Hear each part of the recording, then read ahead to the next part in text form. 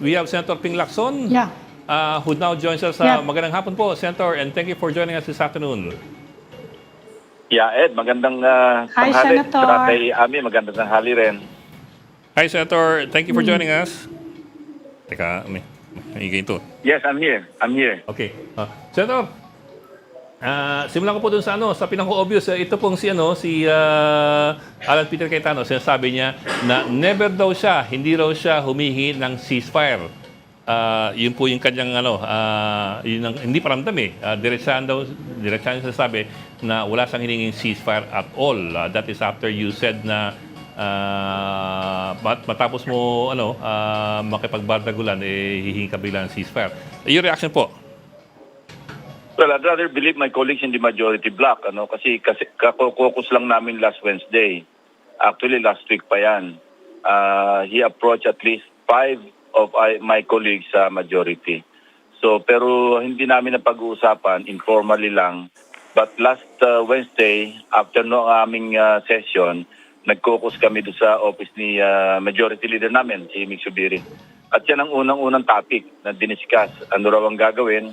Kasi nagsabi nga na kung pwedeng magtrabaho na lang muna, wag na lang muna itong, in so many words. Mm-hmm. So, pagka sinamap mo lahat yung sinabi, ceasefire yung humihingi. Now, it's up to him.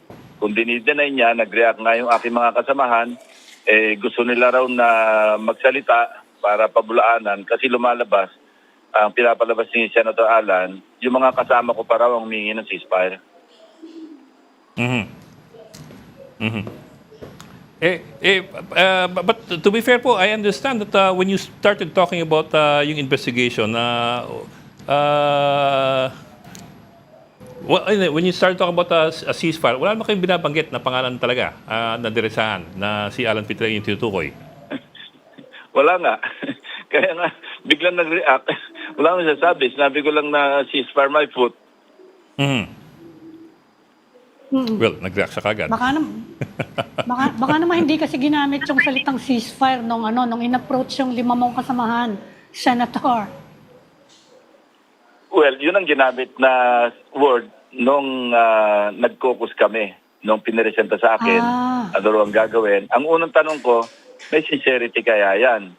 Mm-hmm. O lumalabas ngayon, sinagot na ni Senator Alan yung tanong ko kung may sincerity ba yung kanyang panawagan na ceasefire. Mm-hmm. Kasi kung sincere ka, sasabihin mo, aaminin mo, o nga, para makapagtrabaho na kami, actually nag-usap-usap kami, hindi flatly denied, So doon mo makikita kung ano yung tinanong ko kung sincere ba, hindi nga sincere. Pati yung pati yung kay Senator Erwin Tulfo kasi nakapagpahayag si Senator Erwin na nakikiusap yung minority na wag nang ipursu yung flood control hearings ng Blue Ribbon Committee. Pero nung na-ambush interview naman si Senator Alan, ang reaction niya agad, do you believe them? Yeah. So, ganun din ang pattern. So matutuloy yung we understand nag-forward na kayo ng information about yung tagig sa ombudsman. Pero magkakaroon ng parallel investigation ang Blue Ribbon. Tama ba yon? Yes, wala namang masama kung i-schedule ni Senator Erwin. Pero nung Tuesday nga, tinon over ko doon sa Office of the Ombudsman. Actually sa office namin sila nagpasyal, yung Assistant Ombudsman ang nagpunta doon. Mm-hmm. Para ma-present Si Nico namin. Clavano? Hindi si Assistant or Deputy Ombudsman Clavano. Yung head ng kanilang investigation actually, yung nandun. Kasi siya yung in charge ng fact-finding investigation. Kasi hindi naman agad-agad preliminary investigation kung magsagawa ng investigasyon ng ombudsman. Dadaan at dadaan yan sa fact-finding. So doon ko turn-over lahat ng materials, lahat ng dokumento, pati yung affidavit, naandoon. So, at tuloy, pinresenta ko sa kanya yung kung in a briefing, yung sa PowerPoint, kung ano yung mga nilalaman. Pati yung mga photos na ginamit na paulit-ulit, pati yung mga progress billing, pati yung vouchers, pati yung kung sino naka-sign off doon sa para mabayaran, lahat kumpleto nandoon. Sir, I know I know that syempre it's all under investigation. You already submitted the pieces of evidence and there of course you would have some limitations as to what you can divulge. However, syempre ang interesado yung mga tao is how are you able to connect directly, for example, the legislator with the ghost project, kasi that's usually the most difficult part of making, that's the most difficult part of connections eh. Madaling hulihin yung kontratista at yung DPWH, pero yung kung meron mang pagpoporsyento yung proponent o yung legislator, yun ang medyo mas mahirap tuhugin. Tama yun, Ed. Yun ang challenging doon. Ano? Pero nakapaloob na doon sa aming mga turnover na mga pieces of evidence, documentary, testimonial, yung money trail, ika nga. Yung mga pinagdaanan from the contractor or contractors, kung sino yung pinagbigyan, kanino dadalhin, pagkatapos saan naantong. Nandun yun, pero I'd rather not divulge kasi medyo sensitive yung information na yan. We will leave it up to the ombudsman na i-evaluate nila sa kanilang fact-finding at kung ito'y papasa para magsagawa sila ng preliminary investigation, I'll respect the ombudsman to do that. But you see your evidence, sir, you see your evidence as going all the way up to the legislator? Did I get you right?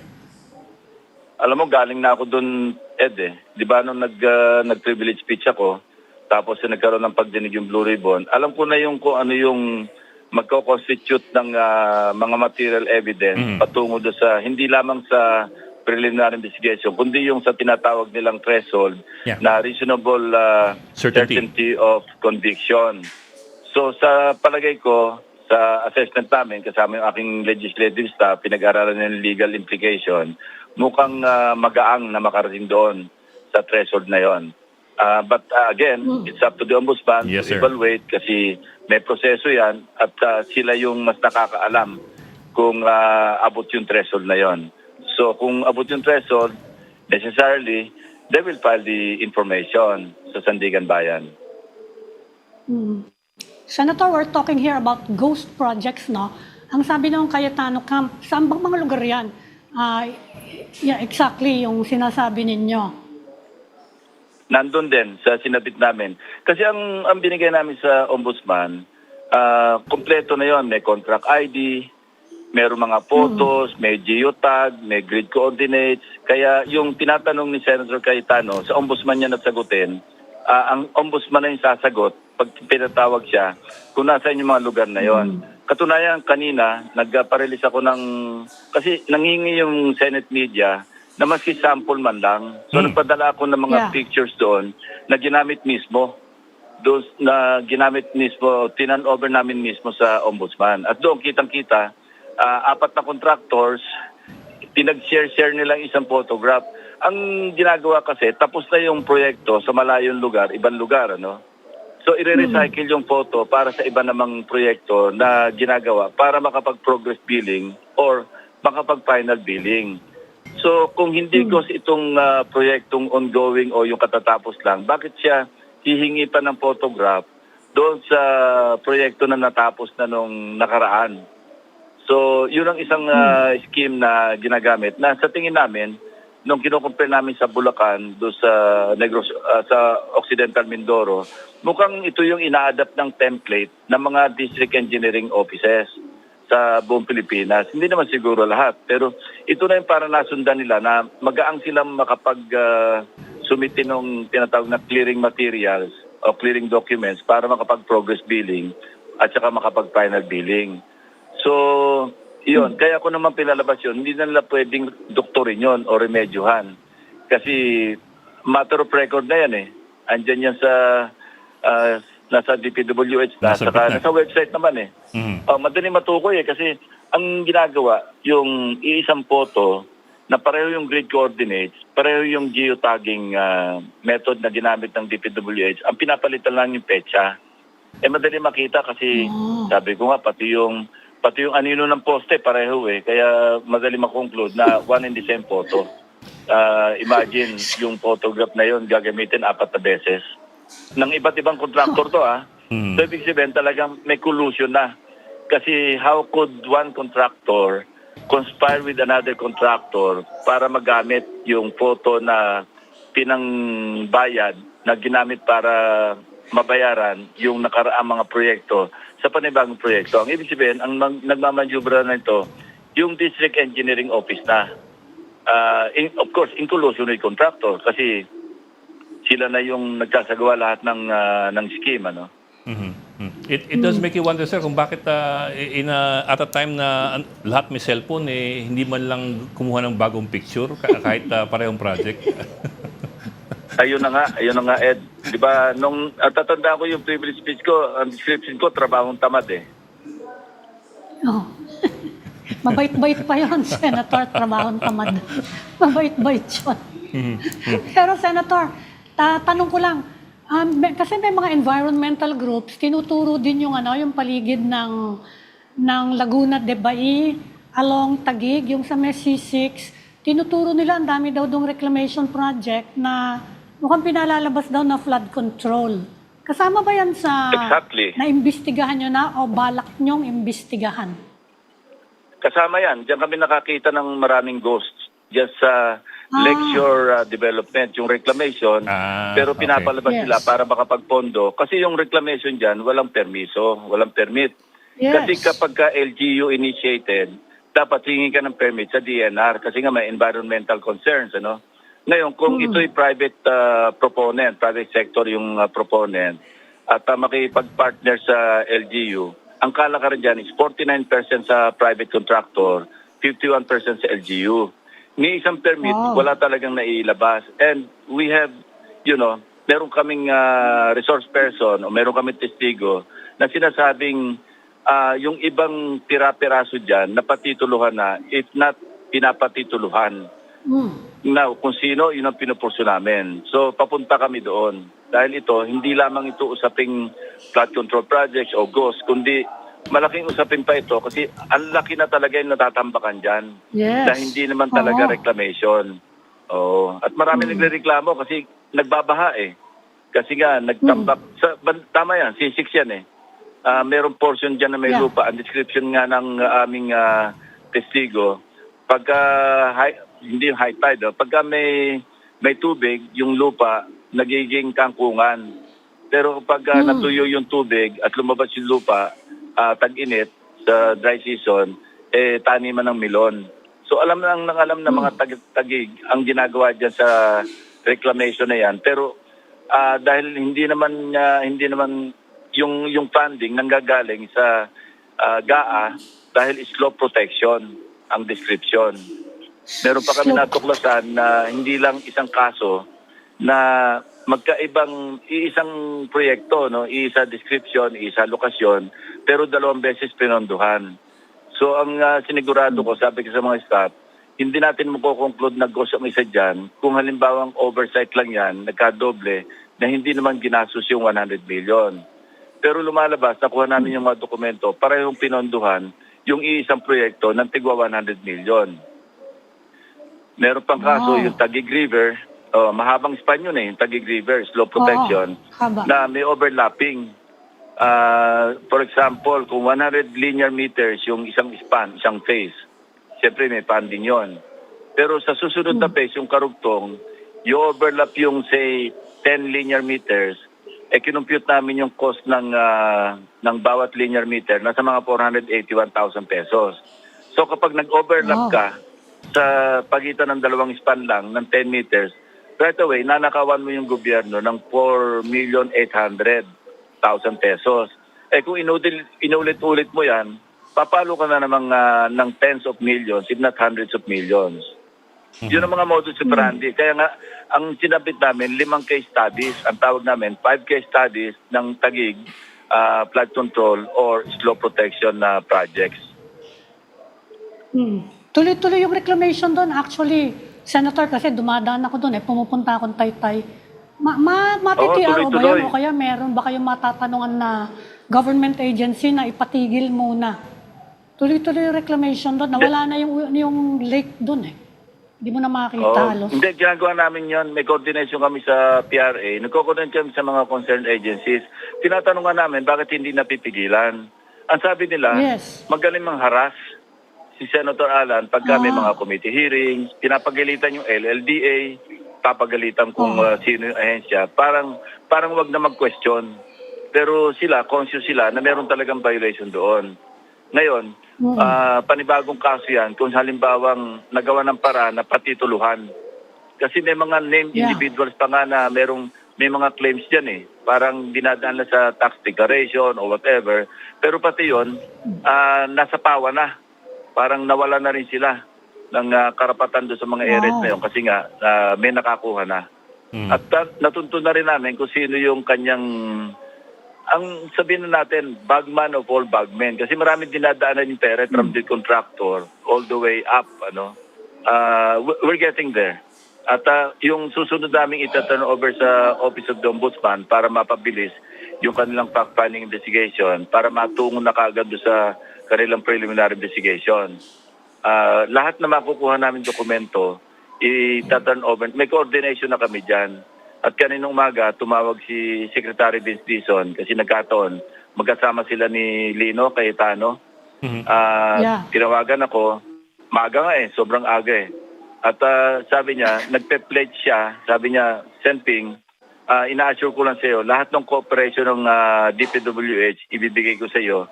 Nagbigay na ako ng instruction sa aking undersecretary na lahat ng kailangan at sila nakapag-compile na rin ng mga similar cases. So madadagdagan pa yung mga case studies na ginagawa namin kasi manggagaling sa...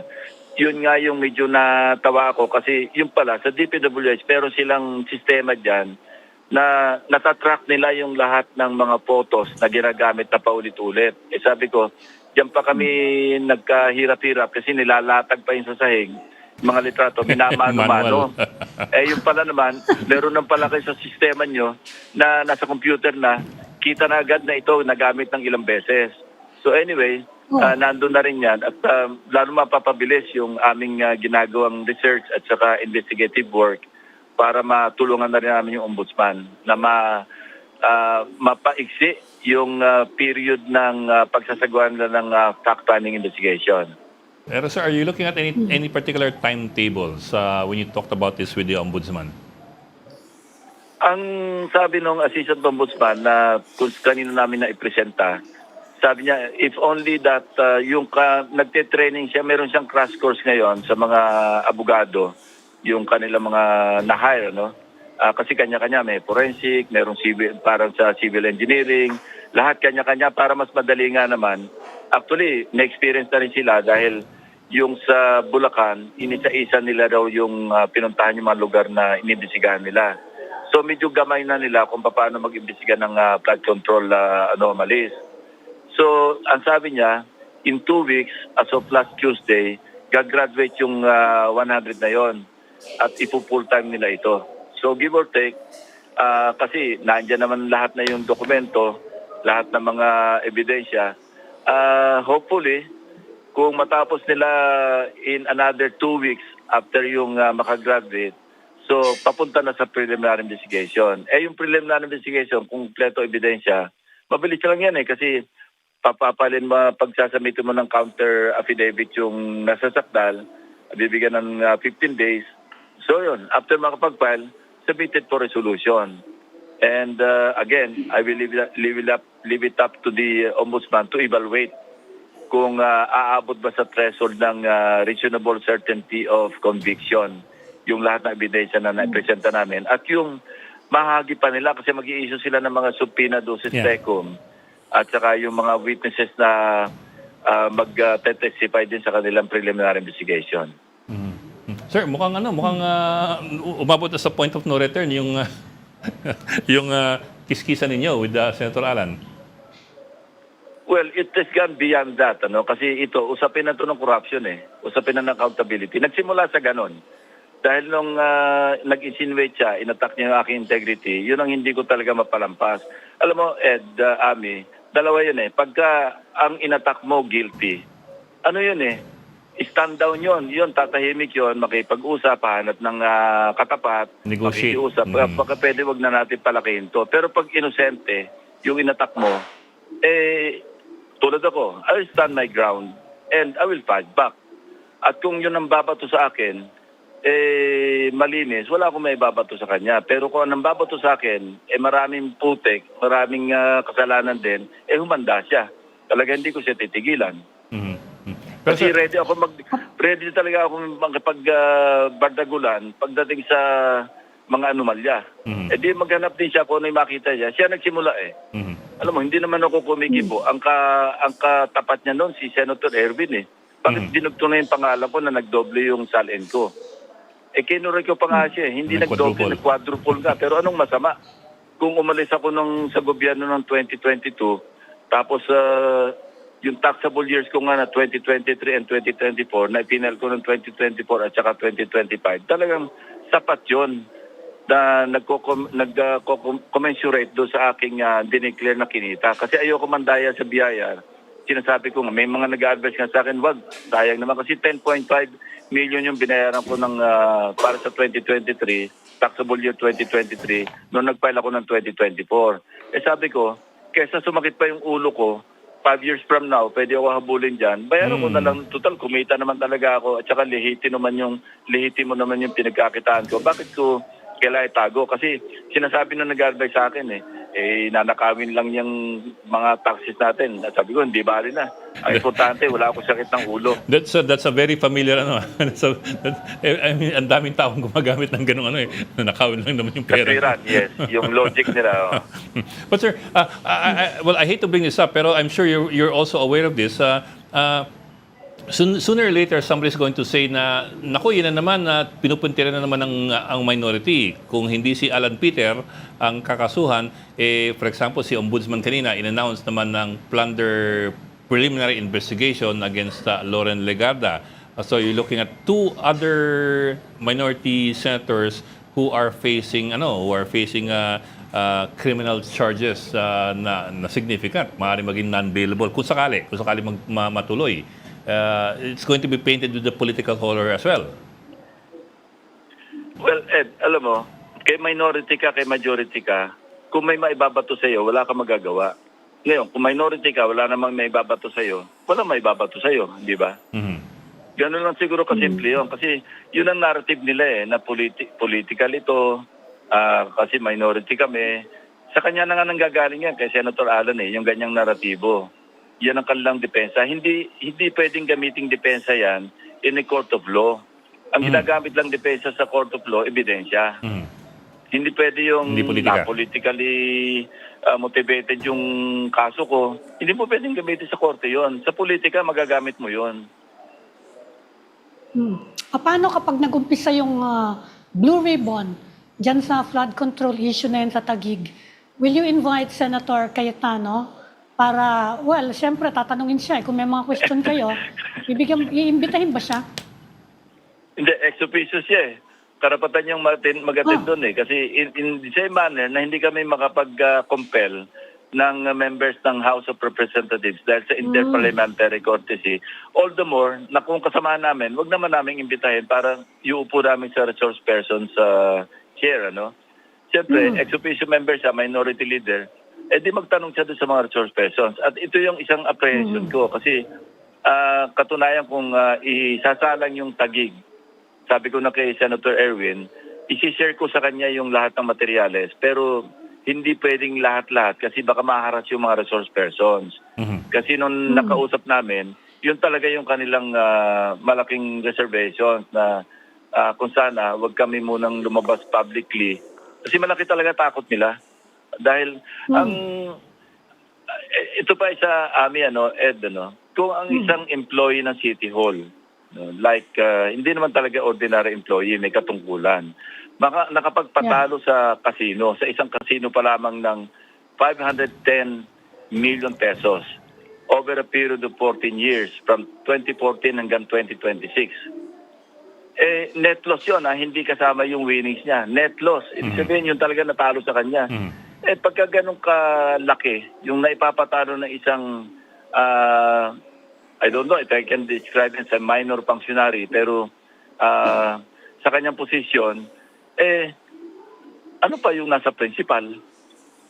Isipin mo, hindi naman siya yung principal, makapagpatalo ka ng 510 million. Sabi mo na, okay, 14 years siya nagsusugal. Pero net loss yun eh. Ganun kalaki, ganun kalawak talaga yung corruption. Hindi ko naman sinasabing galing lahat sa flood control yung kinita o yung pinatalo nung official na yon sa Taguig City Hall. Pero, siyempre, kasi isa siya doon sa mga nabanggit na dinadaanan ng mga transaksyon eh. Kasi alam mo sa Taguig, ang kalakaran, babagsak pa lang yung proyekto, may funding, naka-predetermined na kung sino yung contractor eh. Ang mga na-identify namin contractor dyan, yung St. Timothy, St. Gerard, Kinadiskaya yon. Top Notch, yun yung kay Yumir Villanueva. Mga familiar names ito eh. Tapos, yung isa, yung Korchek, meron yung Tuchar, meron yung DAL, as in DAHL, meron yung USO. Ito yung mga na-identify na sasabit na rito based on our findings sa research namin. Kasi sila yung mga contractor na kung saan na-sign off pati mga DPWH officials na nakapirma doon. Yun, actually, sabit na yun eh. Kasi documented eh. Nakapirma sila sa hindi naman dapat pinirmahan kasi hindi nga tapos or hindi talaga nagawa. Yeah. Pero pumirma sila. So, medyo matibay na siguro yun. Katulad din nangyari kina Bryce Hernandez, hindi ba? Nagpirma sila doon sa Ghost Project. Na-completed. Conversation, saka plunder ang pupuntahan mo doon. So, ganun din dito. Parang deja vu nga eh. Nung nire-research namin, nung aking mga staff, parang pamilya. Kasi nga, ang namin is, been there, done that eh. Kaya nga, confident kami na yung tinan-over namin sa Ombudsman, sapat para umabot hanggang Sandigan Bayan. Senator, pwede bang ma-request si Senator Alan Peter kung sakasakali lang na matuloy na nga yan? Pwede ba siyang pakiusapan na mag-inhibit dahil nga baka nga matakot sa mga witnesses kung sakasakali lang? Ang inhibition kasi, maski sa korte, sa mga huwes, talagang yan eh, personal na decision yan eh.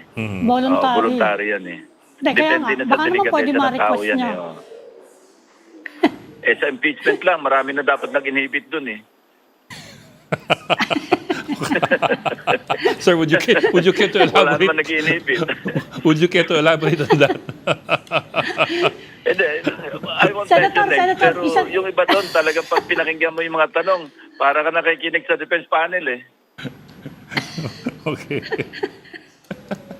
Senator, isa na lang, comment lang. Kasi sabi ni Ombudsman mukhang nagdadalawang isip na daw si Ombudsman Remulla dahil hesitant daw yata si Manuel Bonoan to turn state witness. Ano po yung tingin nyo doon sa development na yon?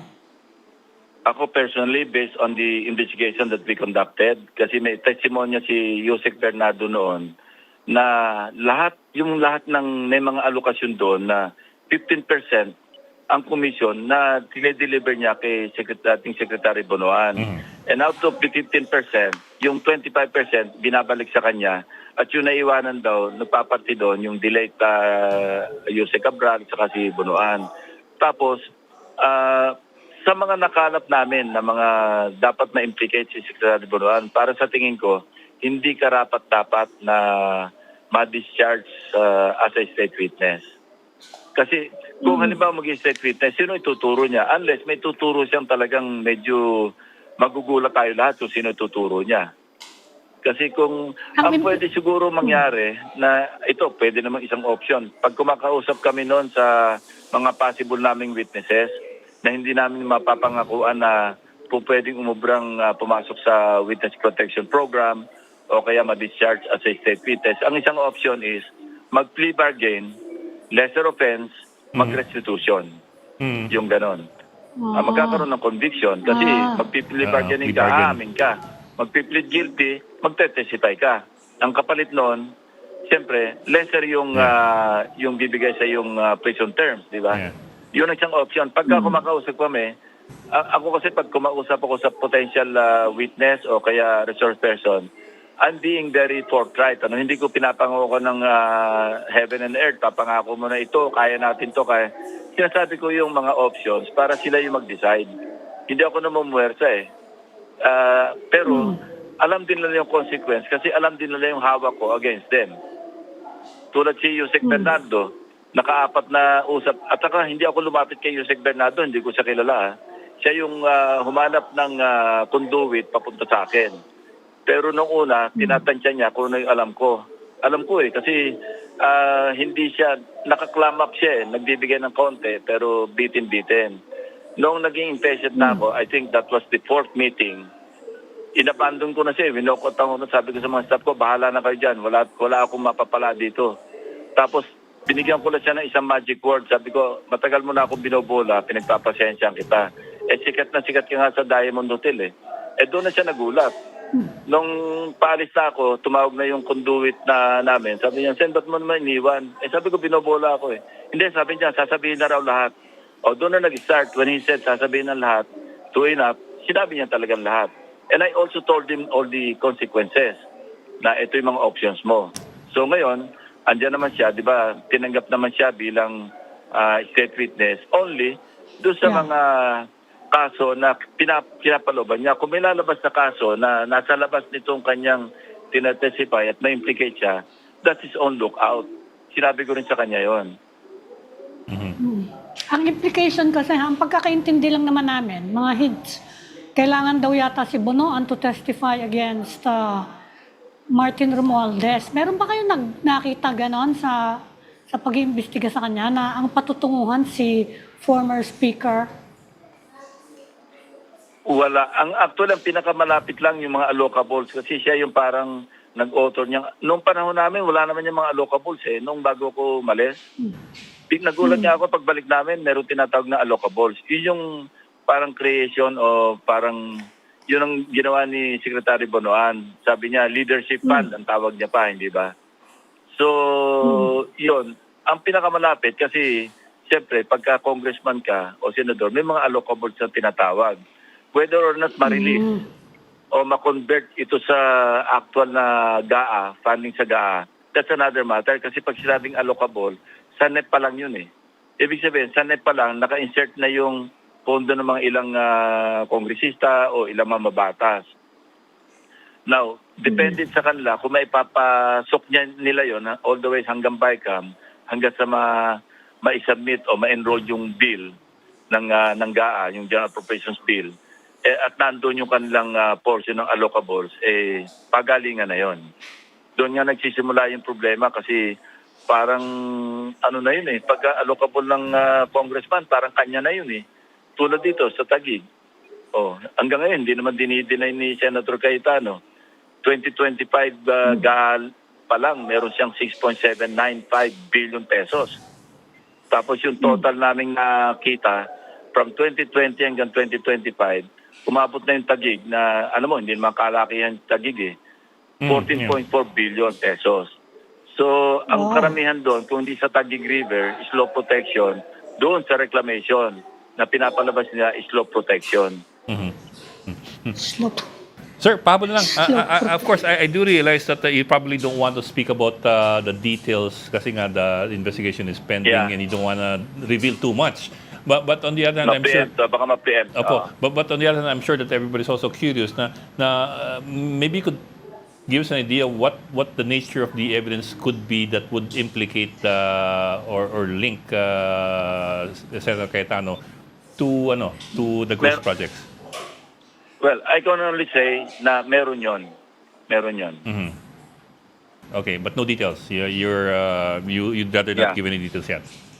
Yes. Okay, sir. I understand. Nagbabakasakali lang ako. Document and testimony, Senator. Basta meron Both yun. document. Basta meron. Sige. Tapos, sir, and then moving forward, talagang wala nang there's no turning back. Do I get that right? There's no turning back. There is no Treaty of Versailles or there's no Ceasefire, my ceasefire. point na nga. And, No DMZ. This is no longer about personal feud or friendship. This is about accountability. Kasi nung na-discover namin ito, paano mo pa atrasan na andyan na yung maliliwanag na ebidensya? Maski pa magkaayos, medyo mahirap na para sa amin. Hindi ako papaniwalaan ng mga staff ko. Hindi ako papaniwalaan ng mga kinausap ko mga testigo. Paano sila maniniwala sa akin na ininegotiate ko lang pala? Sabi ko nga, it has gone beyond personal friendship or personal feud. Wala na yon. Burado na yon kasi accountability na ito. Issue na ng corruption ito. Na pandarambong na ng kaban ng bayan ito ang usapin dito. Hindi na yung personalities. And, Alam mo, Ed, yes, sir. Ami, di ba, alam niyo naman, hindi naman lingit sa kalaman niyo. Matagal na ako lumalaban sa pork barrel. First term ko pa lamang, hindi na nga ako tumanggap niyan mulat sa pool eh. Yan na yung aking advocacy. Tapos ngayong naandito ako sa ganitong situation, naparetire na ako sa politics last term. Ngayon pa ako magpapakasira na makipag-bargain o kaya mako-compromise. Hindi ko gagawin yon. Okay. Paano kayo, Senator, pag nagkikita kayo ni Alan Peter dyan was sa going to ask. Senado? Hindi ba kayo nagkakasabay sa elevator o kung ano? Hindi. Paano yung interaction? Curious lang kami. Siguro mga 1 second lang yung magkakatinginan tapos wala na. So nagkakasalubong pa rin kayo? Hindi, pag magsalubong, siguro ang tinginan namin, hindi tatagal ng 1 second. Alis na yung ganun lang. Kasi wala na parang, yun nga sinasabi ko, he crossed the line. Alam mo, lahat naman tayo, meron tayong baseline, di ba? Pag kinross mo na yung line na yan, wala na yan Alam mo, hindi naman niya dapat ngayon sinasabi niya, hindi naman daw sinasabi na may katiwalaan ako. Nung sinabi niya nagdoble yung aking salin. Ba't hindi niya sinabi noon yun? Ba't ngayon niya lang sinasabi yun? Nagme-make amends siya na hindi. Maliro yung aking dinig doon sa kanya mga sinasabi. Mahirap na magsalita. Wala ba Okay, sir. nag-a-attempt sa mga colleagues nyo na mag-mediate? Wala ba nagsasabi, oy, bati naman kayo? Wala bang ganon? Hindi, yun na nga yung sinasabing mag-ceasefire. Parang opening yun ceasefire. Ang unang tanong ko nga, nung na-bring up yun, may sincerity ba yan? Yung offer na yan? Siya na rin na sumagot kasi agad-agad, dininay niya flatly. Tapos tuturo niya pa yung mga kasama ko, sila raw nag-approach sa kanya para magsadya. Bakit siya lalapitan ng mga kasama ko sa majority na mag-ceasefire? Wala naman siyang damage na ginagawa sa amin, tigtatawanan nga siya Yung mga manifestation niya sa floor, pati yung kontrasona niya, tigtatawanan nga siya lang ng mga kasama ko sa majority. Hindi nga kami nakinig Nagmerienda na lang kami sa lounge Okay. Okay. Okay. Sige, sir. We will let you go so that you can enjoy your weekend. Thank you. Or what Thank is you. left of it. Maraming salamat, Senator Ping Lacson. Thank you for joining us. Thank you, Senator.